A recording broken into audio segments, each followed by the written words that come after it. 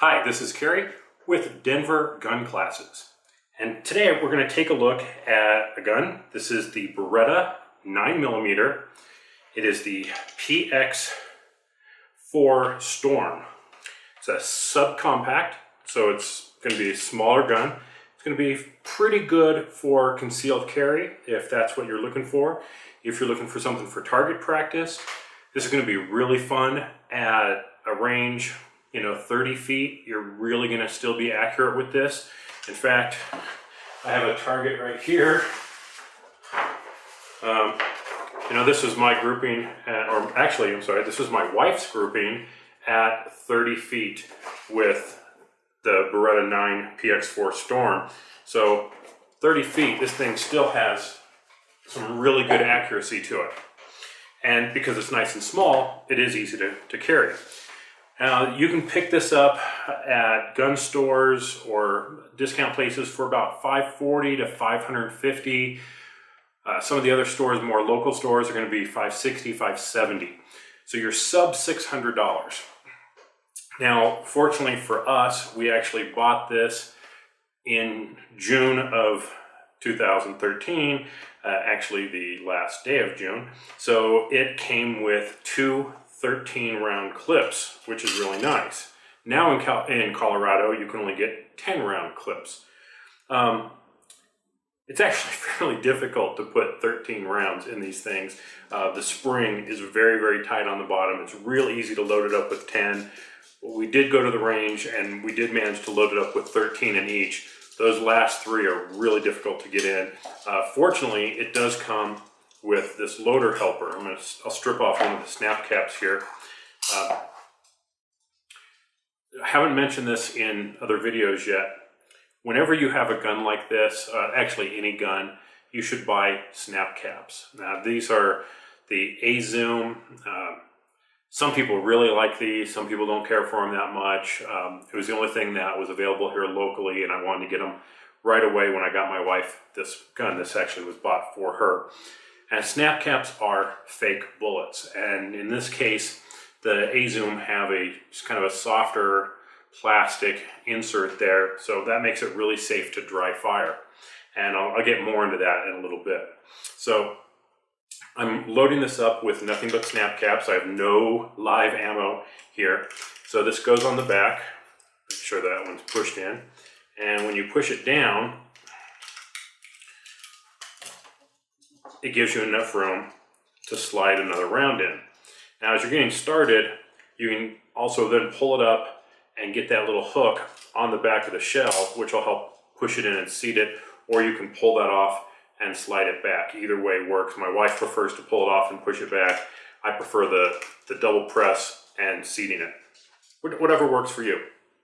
Now, in this case, we got this one brand new, and I mentioned it did come with two magazines.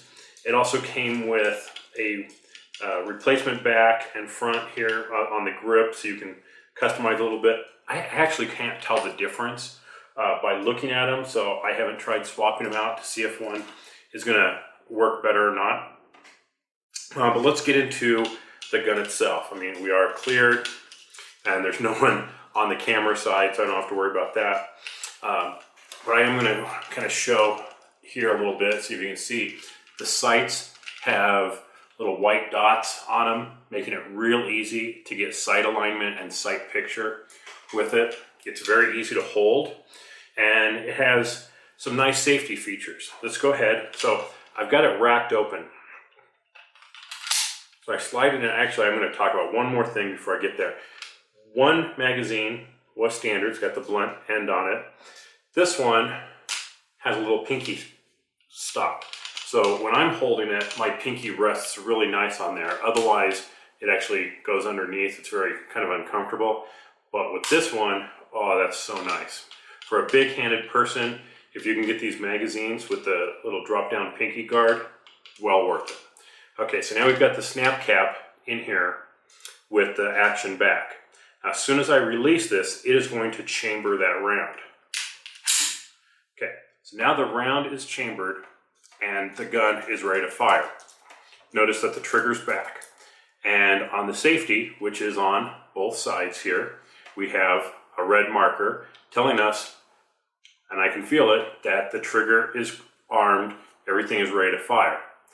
Now, if I want to put this away, or I'm going to carry it, I'm certainly not going to carry it like this, because one pull of that trigger and this gun is going to go off.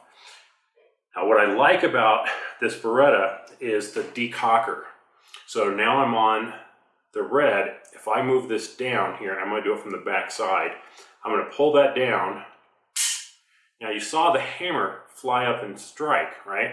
But what happened when I pulled this down is the firing pin actually turned out of the way. So there's no way that a live round is going to fire in there. Now, I can't fire it. So I'm in a safe mode, even though the red isn't on. Okay, a little confusing there. So this is why this gun may take a little bit of practice for somebody to make sure that they're comfortable with the safety on it. But there is a round chambered, but because the firing pin is dropped, right, it's not going to go off. Okay, if I flip this back, okay, remember, it's not going to fire, no red, so it's safe. I flip that back to red and I've turned the safety off. Okay, now the gun becomes a double action. Notice as I pull the trigger back, the hammer comes back. So the very first shot is now going to cock the hammer, fire the round that's in there. Okay, when that round goes out, this is going to rack back, expel the round, and now I'm in single action mode.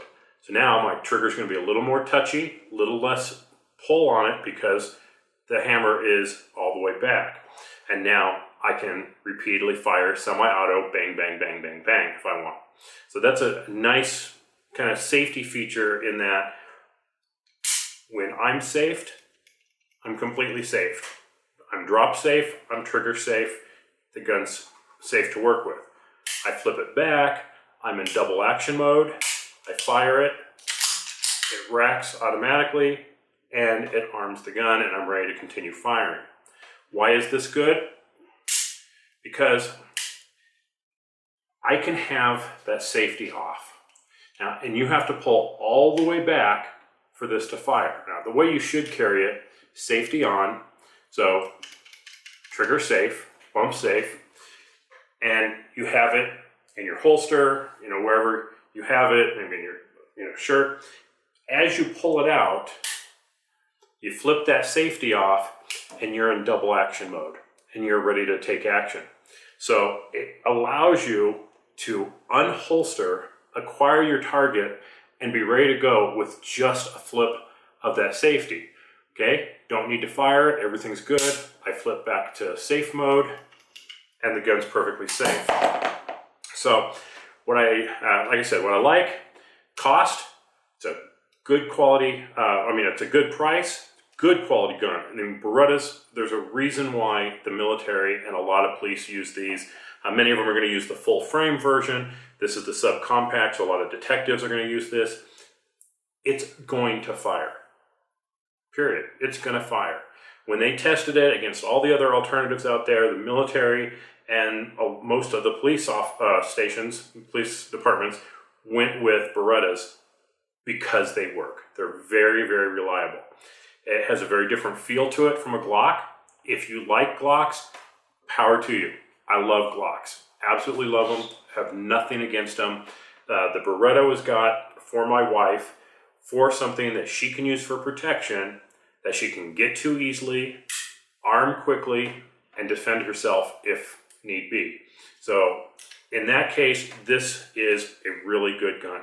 It's good for personal defense, home defense. It's 9mm, so it's got some good stopping power. It's affordable and some really good safety features. So if you're looking for a gun for yourself and you haven't decided on one, take a good look at the Baretta. This is the PX4 Storm Sub-Compact. There is a full frame version if you like something a little heavier. So that's my review of this, and we will catch you next time. Bye-bye.